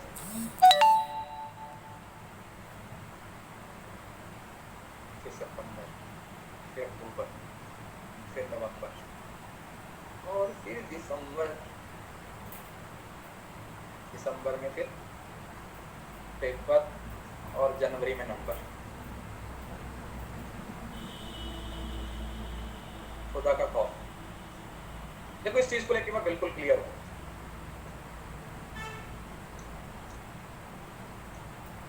मेरे पापा एक बात बोलते हैं किसी के साथ,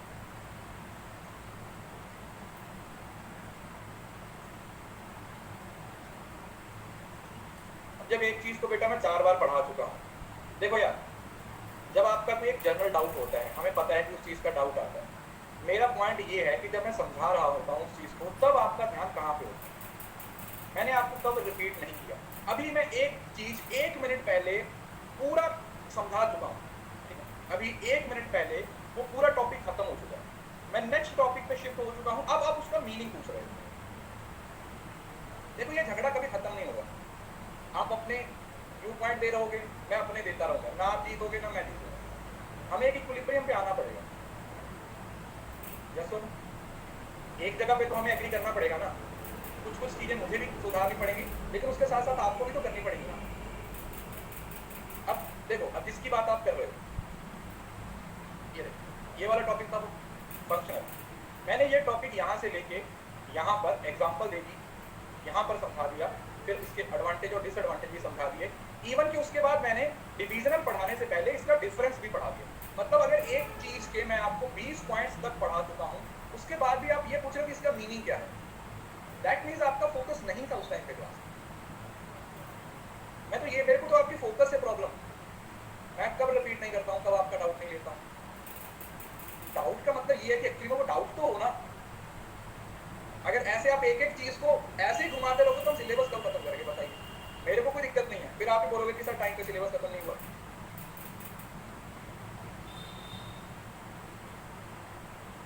यही होगा ना। नवंबर तक आपकी 6 यूनिट हो रही है, अब बोलोगे सर हमारा तो कोर्स ही वेस्ट हो गया। आपको भी समझना पड़ेगा। मैं कब नहीं समझाता हूँ, मैं हर चीज को 2-2, 3 बार खुद ही रिपीट कर देता हूँ। मेरी हैबिट है हर चीज को ना मैं खुद ही इतना रिपीट करता हूँ ना कि 90% बच्चों को वो चीज वहीं पे क्लियर हो जाती है। जो 10% को नहीं होती है वो डाउट में पूछ लेते हैं। लेकिन अगर वो चीज ऑलरेडी कितनी बार हो चुकी है उसके बाद भी नहीं कर रहे हो तो बेटा वो मेरी प्रॉब्लम नहीं है। तो वो प्रॉब्लम किसकी है, वो आपकी है, क्योंकि आपका फोकस नहीं था। इस बात को आप नहीं मान रहे हो, वो आपकी प्रॉब्लम है। आप मेरे पास 1 महीने से पढ़ रहे हो, लेकिन मैं 6 साल से पढ़ा रहा हूँ, तो मुझे पता है आपकी मेंटेलिटी कहाँ पे है। इसी वजह से मैंने आपको पहले भी बोला कि जब आप पढ़ रहे हो ना बेटा, तो फोकस कमेंट से ज्यादा समझने पे रखा करो। मैं तो इतना सिंपल करने की कोशिश करता हूँ।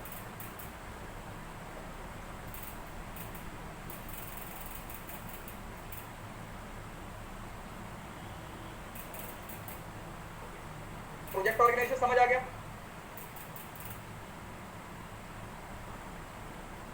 प्रोजेक्ट समझ आ गया कि मतलब एक प्रोजेक्ट है, उस प्रोजेक्ट को पूरा करने के लिए अलग अलग डिपार्टमेंट से लोगों को बुलाया जाता है, वो अपनी अपनी एक्सपर्टीज प्रोवाइड करते हैं और उसके अकॉर्डिंग फिर क्या कर दिया जाता है। जैसे प्रोजेक्ट खत्म हो जाता है, हर बंदा अपने अपने डिपार्टमेंट में क्या चला जाता है, रिटर्न चला जाता है।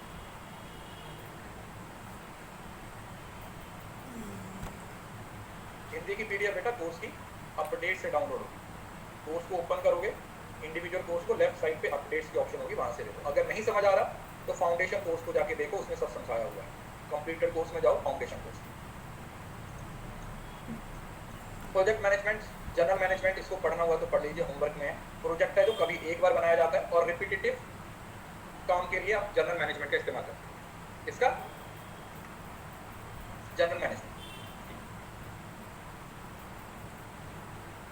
उसके बाद था कमेटी ऑर्गेनाइजेशन। देखो अब कमेटी ऑर्गेनाइजेशन है, ये कोई ऐसा ऑर्गेनाइजेशन है, मेरी प्रोफाइल में बैच में नहीं जाना है, जो कंप्लीटेड कोर्स है मेरे, सिर्फ जिसमें मेरी फोटो लगी हुई है उसमें जाओ। 1 महीने पहले जुलाई के कोर्स कंप्लीटेड कोर्स चेक करो, फाउंडेशन कोर्स मिल जाएगा। कमेटी का मतलब होता है, a committee is a group of people who meet by plan to discuss और decision for a particular subject. तो कमेटी ऐसा कोई स्ट्रक्चर नहीं है। कमेटी में कुछ लोग होते हैं, वो एक पर्टिकुलर टाइम पे कुछ डिस्कशंस, कुछ डाउट्स करने के लिए मिलते हैं और कुछ रूल्स बनाते हैं। इसको बहुत ज़्यादा सीरियसली भी नहीं लिया जाता, समझ रहे हो।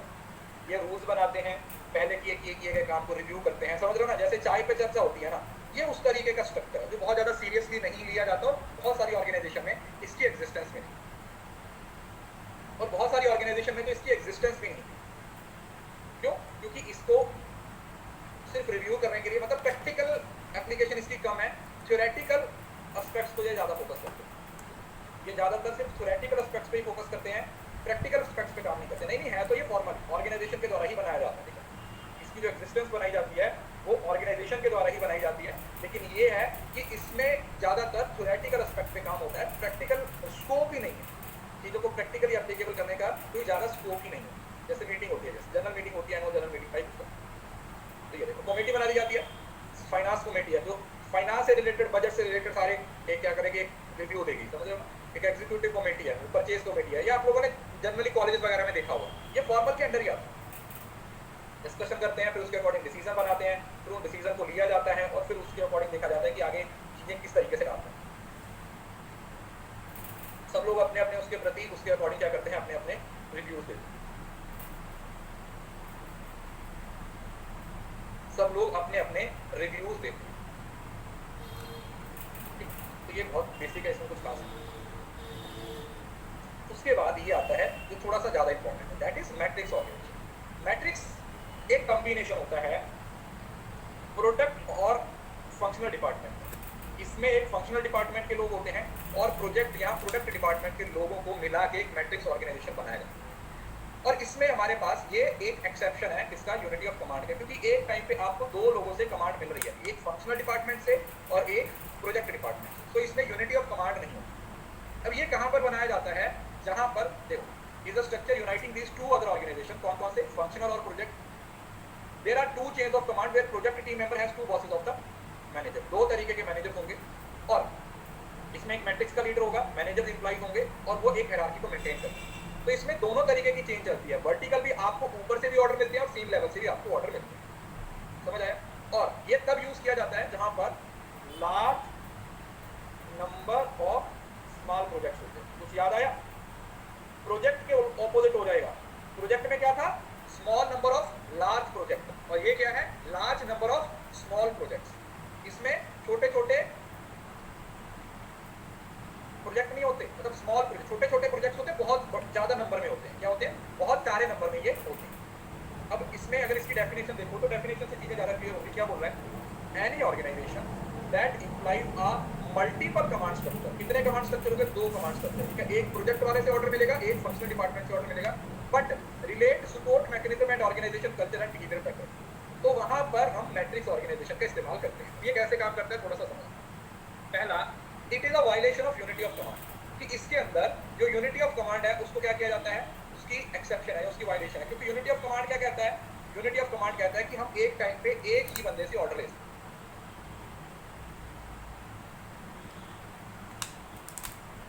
ऑर्डर है ना, जनरल तो बेटा नॉर्मल होता है, जनरल में सिंगल चेन ऑफ कमांड चलती है, मैट्रिक्स में नहीं होती। मैट्रिक्स एक स्पेसिफिक पर्पस के लिए बनाई जाती है। तो देखो लिखा हुआ ना, matrix organization is suitable for taking large number of small projects. छोटे छोटे प्रोजेक्ट्स होते हैं, and activities of various projects can be accomplish through temporary department. और इसमें भी क्या किया जाता है, टेम्परेरी डिपार्टमेंट्स बना लिए जाते हैं और उन टेम्परेरी डिपार्टमेंट्स को इस्तेमाल किया जाता है क्या करने के लिए, अपने ऑब्जेक्टिव्स को अचीव करने। So it is a two dimensional structure जिसमें दो अथॉरिटीज चल रही हैं, दोनों एक दूसरे को कॉम्प्लीमेंट करती हैं और दोनों मिलकर एक मैट्रिक्स ऑर्गेनाइजेशन बनाए। सो वेरियस एक्टिविटीज जैसे government agencies, united nations, manufacturing service, इन सब चीजों के लिए इस्तेमाल किया जाता है। अब इसकी आप फोटो देखोगे ना तो ज्यादा अच्छे तरीके से समझ आएगा। इसकी फोटो देखो, ऐसे समझ सकते हो।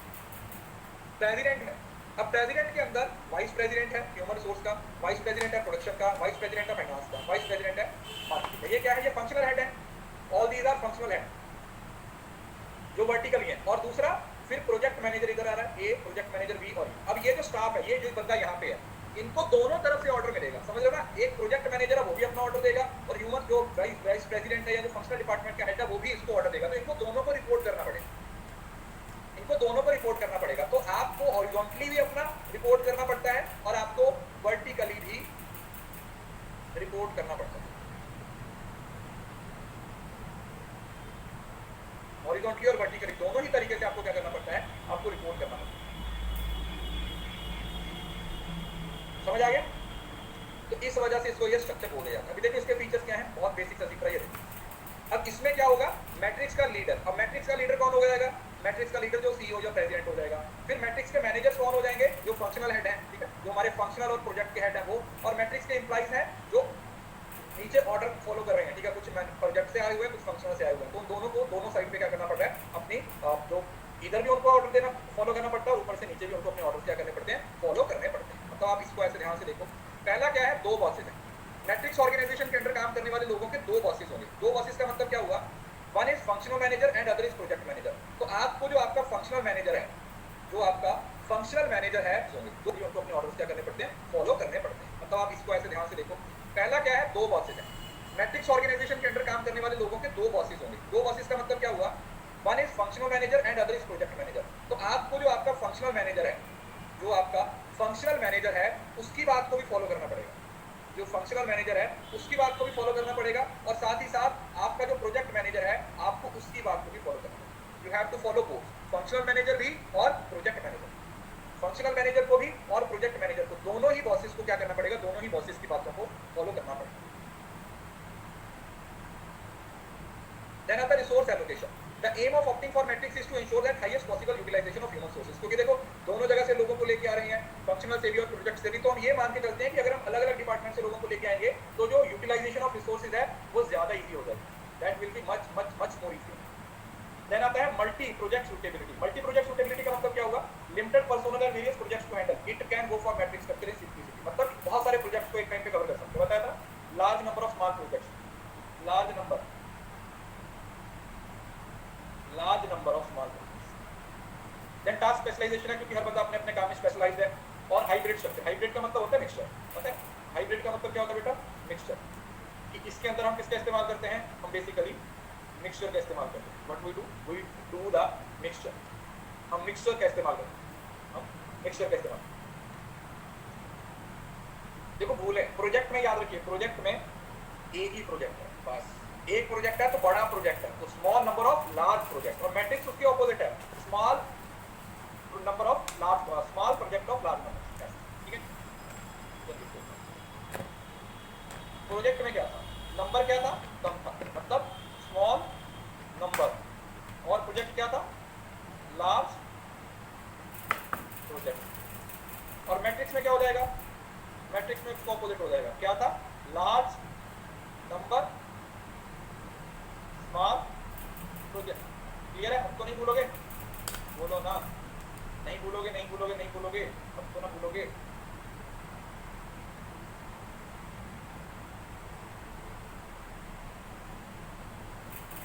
ठीक है, समझ आ गया, आगे चलें, बढ़े आगे, आप बोलोगे तभी आगे बढ़ेंगे।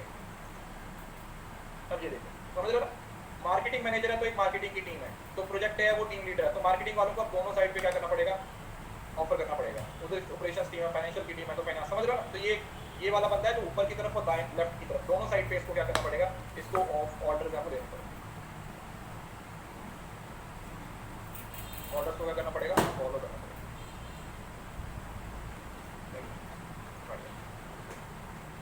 अब ये मैट्रिक्स है ना, ये तीन तरीके के बन जाते हैं। आपने ये याद रखना है कि याद है प्रोजेक्ट बड़ा है तो प्रोजेक्ट की इंपॉर्टेंस ज्यादा है। तो अगर ज्यादा पावर प्रोजेक्ट मैनेजर के पास है, मतलब इसको डिटेल में नहीं जाना, पेपर के पॉइंट ऑफ व्यू से बहुत ज्यादा इंपॉर्टेंट नहीं है, लेकिन समझ, अगर प्रोजेक्ट मैनेजर के पास ज्यादा पावर है तो उसको आप स्ट्रॉन्ग मैट्रिक्स ऑर्गेनाइजेशन बोलते हैं। ठीक है, समझ आया। अगर प्रोजेक्ट मैनेजर के पास ज्यादा पावर है तो हम क्या बोलेंगे कि ये स्ट्रॉन्ग मैट्रिक्स ऑर्गेनाइजेशन, क्योंकि वो सुप्रीम अथॉरिटी रखता है। और वहीं पर अगर आपने फंक्शनल डिपार्टमेंट के हेड को ज्यादा पावर दे रखी है, किसको, फंक्शनल डिपार्टमेंट के हेड को आपने ज्यादा पावर दे रखी है, तो आप क्या बोलोगे, ये वीक स्ट्रक्चर बन जाएगा। ये क्या बनेगा, ये सर वीक स्ट्रक्चर बन जाएगा।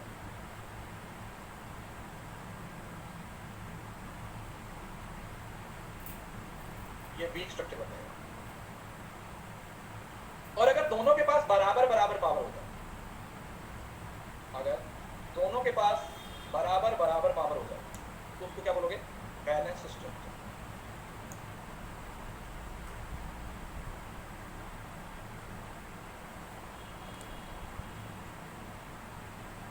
क्या बोलोगे आप, बैलेंस स्ट्रक्चर। समझ आ गया। तो प्रोजेक्ट के पास पावर है तो स्ट्रॉन्ग स्ट्रक्चर, प्रोजेक्ट के पास पावर है तो स्ट्रॉन्ग स्ट्रक्चर है। मैट्रिक्स फंक्शनल डिपार्टमेंट के पास पावर है तो वीक स्ट्रक्चर है। और अगर दोनों के पास बराबर बराबर पावर हो गई, अगर दोनों के पास बराबर बराबर पावर हो गई तो उसको क्या बोलोगे? That is what we call balance structure.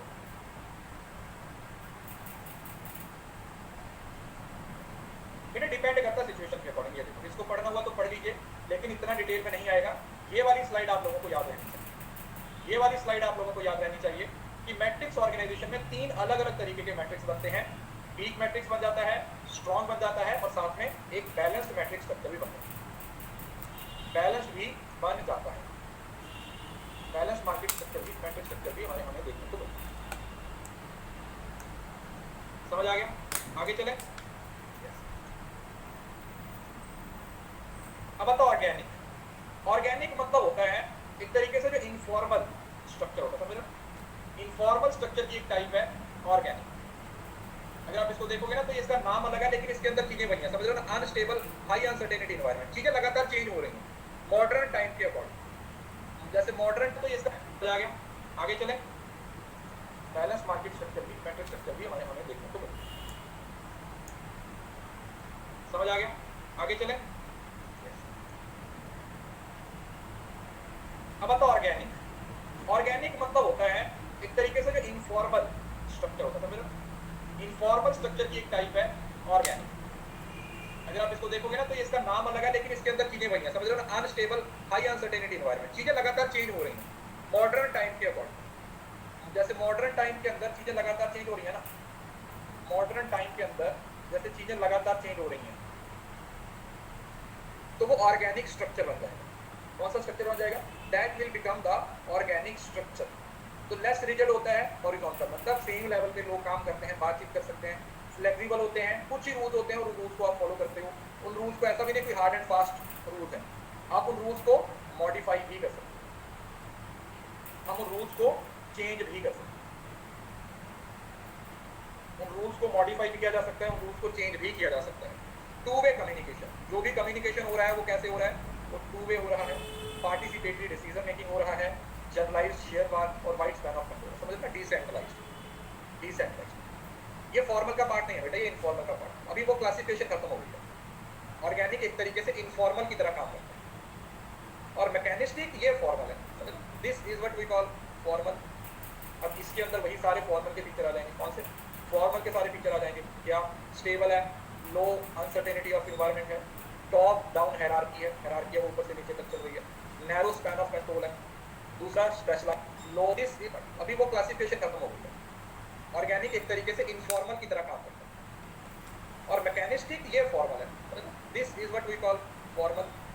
अब इसके अंदर वही सारे फॉर्मल के फीचर आ जाएंगे। कौन से फॉर्मल के सारे फीचर आ जाएंगे? क्या? स्टेबल है, लो अनसर्टेनिटी ऑफ एनवायरनमेंट है, टॉप डाउन हायरार्की है, हायरार्की है ऊपर से नीचे तक चल रही है, नैरो स्पैन ऑफ कंट्रोल है, दूसरा स्पेशलाइज्ड टास्क है, फिर फॉर्मल रूल्स बना रखे हैं आपने, कम्युनिकेशन एकदम से वर्टिकल तरीके से काम कर रहा है, स्ट्रक्चर डिसीजन मेकिंग है, जो डिसीजन मेकिंग है वो एकदम से क्या कर रखी है आपने? स्ट्रक्चर्ड बना रखी है। हमें पता है कि कौन डिसीजन लेने वाला है, कैसे डिसीजन लेने वाला है, हर बंदा अपने हिसाब से डिसीजन, हर बंदा अपने हिसाब से डिसीजन लेगा। तो मैकेनिस्टिक आप तरीके से बोल सकते हो कि ये फॉर्मल की टाइप है और ऑर्गेनिक है ये इनफॉर्मल की टाइप। मतलब टाइप इन द सेंस कि टाइप्स में कम काम करता है, ऐसा डायरेक्टली नहीं बोला जाता कि ये उसके अंदर आता है, बट इन नेचर वाइज ये उसी का पार्ट बन जाता है, नेचर वाइज ये उसी का पार्ट बन जाता है।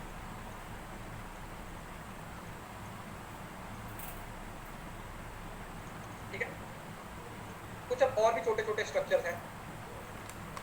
अब एक ना 3 तरीके की अथॉरिटी होती है, लाइन अथॉरिटी, स्टाफ अथॉरिटी, ये मैं आपको ऑलरेडी पढ़ा चुका हूं।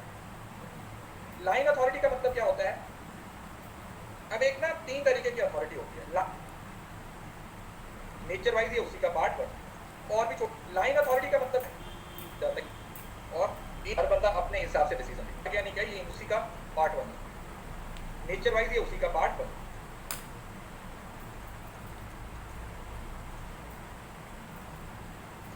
ठीक है? कुछ अब और भी छोटे छोटे स्ट्रक्चर्स हैं। अब एक ना 3 तरीके की अथॉरिटी होती है, लाइन अथॉरिटी, स्टाफ अथॉरिटी, ये मैं आपको ऑलरेडी पढ़ा चुका हूं। लाइन अथॉरिटी का मतलब क्या होता है? ये वाला और ये वाला, सुपीरियर और सबऑर्डिनेट के बीच में जो अथॉरिटी काम करती है। मेरे पास क्या अथॉरिटी है? मेरे से नीचे काम करने वाले बंदे के प्रति, मेरे से नीचे जो बंदा काम कर रहा है, मैं कितना ऑथराइज हूं उसको ऑर्डर देने के लिए, यस और मैं कितना ऑथराइज्ड हूँ उसको ऑर्डर देने के लिए। स्टाफ अथॉरिटी आपको ऑलरेडी बता दिया, जिनकी डायरेक्ट अथॉरिटी नहीं है वो सिर्फ एडवाइस देते हैं। What they do, they only give advice.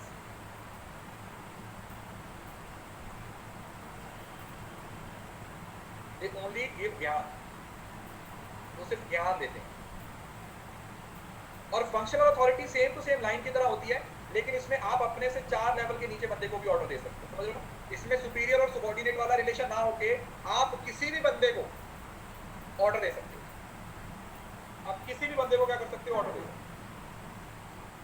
Different department के बंदों को भी जाके क्या कर सकते हो, you can give the order.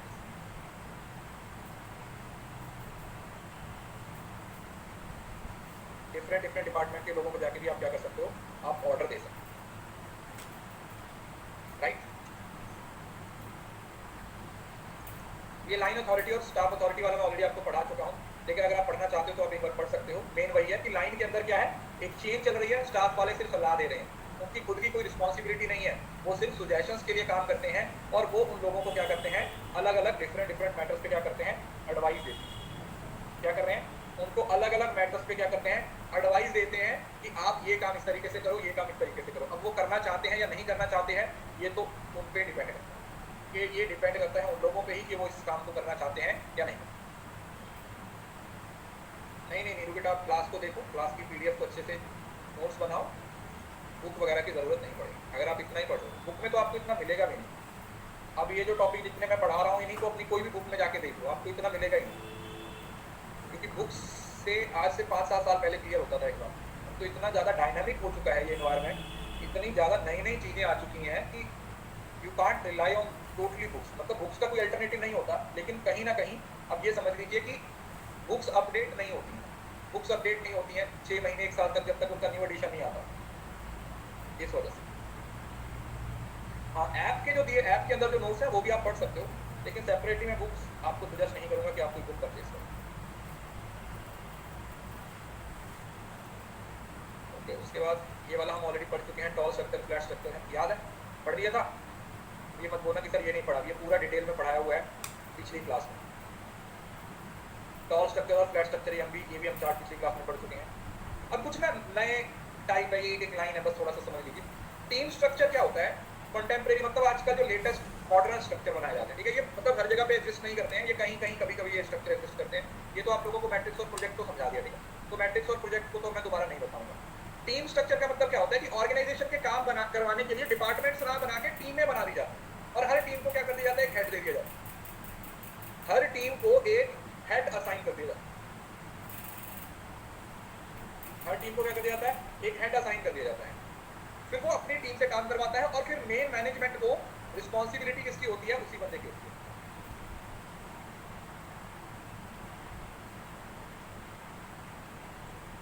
Main responsibility उसी बंदे की होती है।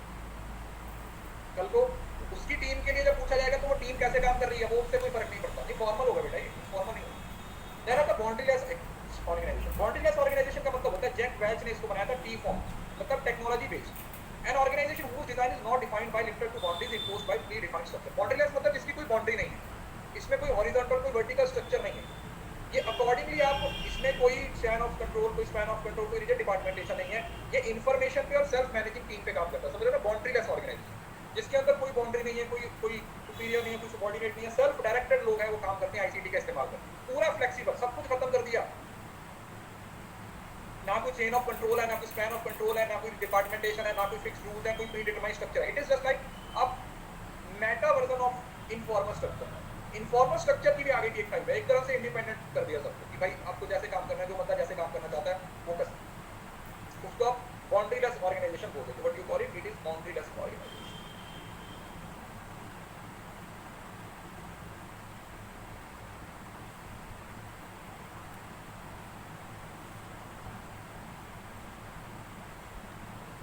इंडिया में ऐसे स्ट्रक्चर कम करते हैं। नेटवर्क में क्या होता है, an organization uses its own employees to do some activities and network of outside supply to provide the needed product component of। मतलब जिसमें क्या होता है, जैसे नेटवर्क मार्केटिंग पढ़ते हो आप लोग, आते हैं ना नेटवर्क मार्केटिंग वाले, नेटवर्क मार्केटिंग से करोड़पति बने, पढ़ा होगा आप लोगों ने सब। वो आपको आइडिया देता है नेटवर्क मार्केटिंग, सर कमीशन होगा, 3 लोगों को जोड़ें, फिर वो आगे 3 को जोड़ेंगे, फिर उसका कमीशन आपको मिलेगा सर, फिर वो आगे 3 को जोड़ेंगे सर, अगर आपने 100 लोगों को भी ऐसे जोड़ दिया तो आगे इतनी सारी जर्नी इकट्ठी हो जाएगी सर, आप बड़े आराम से फॉर्च्यूनर ले लोगे सर, 1 साल के अंदर आप बड़े आराम से फॉर्च्यूनर ले लोगे। अच्छा, ये बोलता और खुद की एक्टिवा पे चला जाता है। तो यार मेरे को फॉर्च्यूनर के सपने दिखा रहा है और खुद ही एक्टिवा पे घूम रहा है, तो दाल में कुछ काला है। दाल में कुछ काला नहीं है, पूरी दाल ही काली है। बहुत है, हर्बल के प्रोडक्ट्स हैं, फॉरएवर के प्रोडक्ट्स हैं, 524 है, एक और कोई कॉस्मेटिक्स, बहुत सारे हैं, बहुत सारे हैं, बॉडी केयर वाले हैं, बहुत सारे हैं।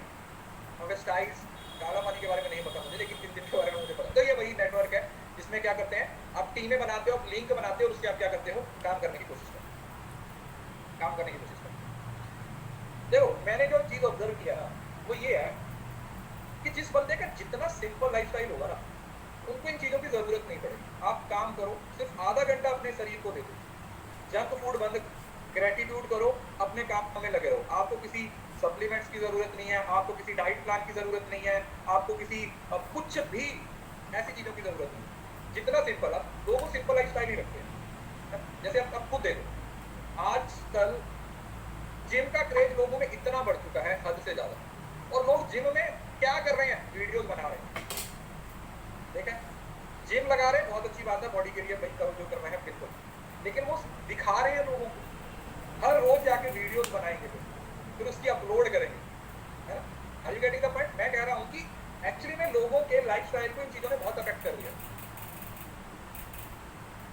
गलत नहीं है, लेकिन कहीं ना कहीं नेगेटिव इम्पैक्ट भी इसका पड़ जाता है। काम करते रहो, पैदल चलते रहो, जितने टहलते रहोगे। इस वजह से मैं ये नहीं बोल रहा हूँ कि जिम गलत है, जिम सही है, बिल्कुल आप करो, लेकिन बी श्योर कि आप कुछ ऐसी चीजें ना लो जिसका आपको लॉन्ग टर्म में नुकसान होता है। जैसे बॉडी बिल्डर होते हैं, स्टीरॉइड वगैरह या सप्लीमेंट्स वगैरह ऐसे लेते हैं, जिसके बाद कितने हार्ट अटैक इतने लोगों को आते हैं। जिम ज्वाइन करो, हार्ट अटैक इतने लोग इतना ज्यादा जोर लगाते हैं जिम में जाकर,